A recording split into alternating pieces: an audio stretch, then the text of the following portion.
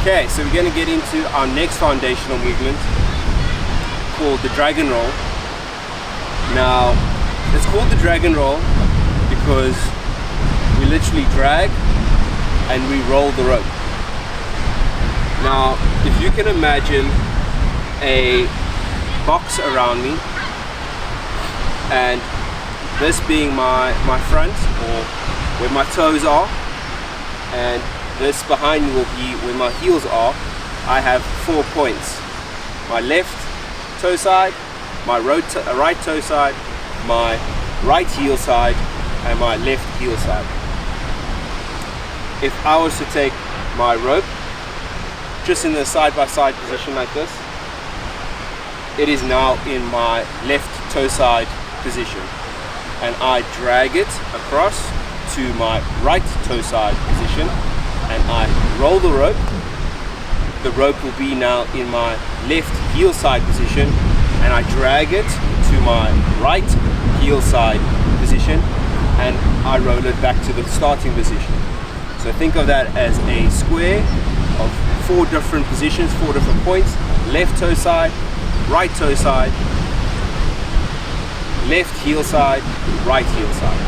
So getting it in the front, in the left toe side position, dragging it in front of me to the right toe side, rolling it over, flicking it over to the heel, to the left heel side, dragging it to the right heel side, rolling it over to the left, back to the starting position. So just practicing that, getting in the left position, dragging it in front of me, rolling it over to the left heel side, dragging it back behind me, flicking it over. So think of it as a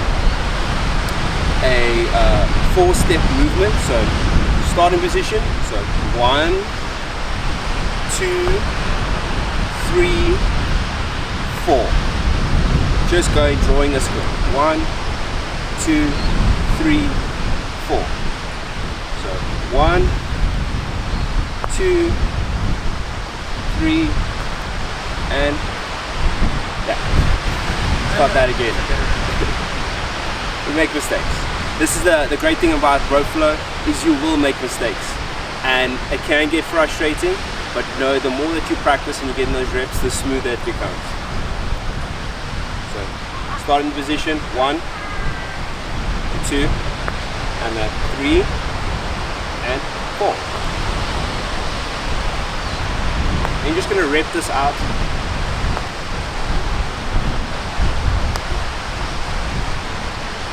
Just repping it out like that.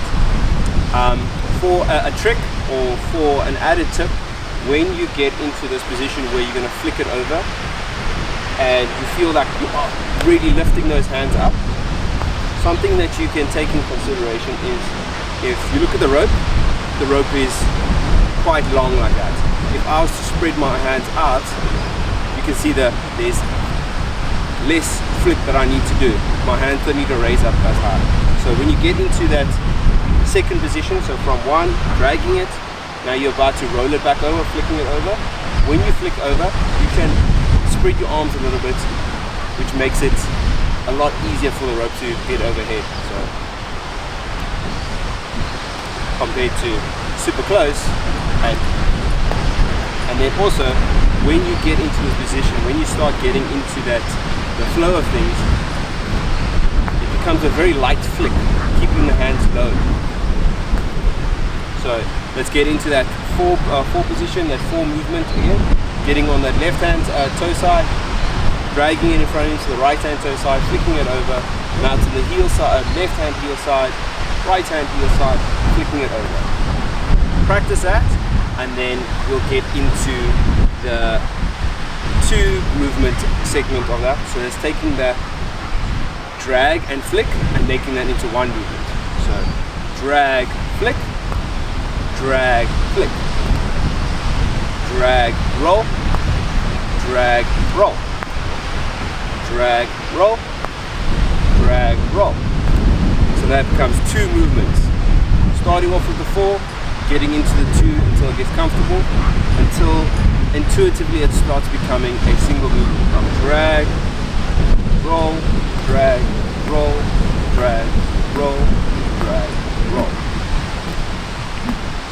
dragging and rolling, dragging, rolling, dragging, rolling, dragging.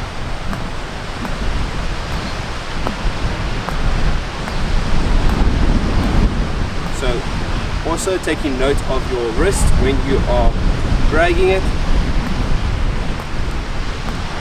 and getting those wrist movements of dragging it in front and rolling, dragging and rolling. Once you have mastered the one side, it's time to get into the other opposite side. So getting back into that 4 segments, 4 position movement again. From the right toe side,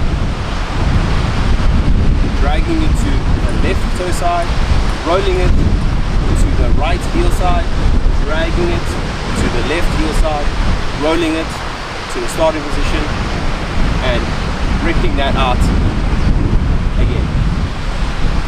So right toe side, drag in front of you to the left toe side, rolling it to the right heel side, dragging it to the left heel side, rolling it,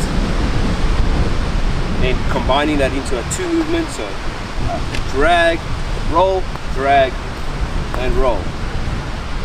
Drag, roll, drag, roll. Until that becomes a fluid movement again. And then you have the drag and roll on the opposite side. But once you really get comfortable and confident with this, when you can combine these 2 movements or transition to these 2 movements just by turning around.